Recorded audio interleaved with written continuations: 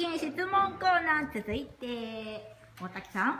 はい、こんに質ちは。問コーナーですよ。質問コーナー本番ですよ。はい。はい。はい。動物は好きですか？動物。はい。見るのは好きですね。見る？はいはい。あ、動物園に行って。はいはいはい。あ、そうなんですか？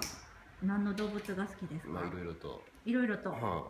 何から一番先に見ますかね、動物園行ったら。いや最近そうやね、動物王国来ましたね。はい。動物王国ってどこにあるんですか？神戸です。へえ。一番何行きました？一番は鳥がいましたね。あ、鳥ね。カンガルーを見ました。あ、カンガルー。カンガルーは面白いですね。はい。ちょっと私今ちょっとカンガルーってどんなんやったかなって思い出せないんですけど。カンガルーに餌あげれるんですよ。そうなんですか。へえ、餌あげました。あげました。あ、そうなんですね。触れるんですね。あ、触れる。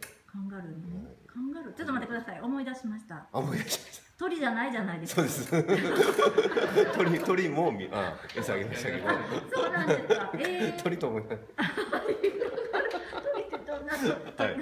思ってました。すいません。なるほど。ありがとうございます。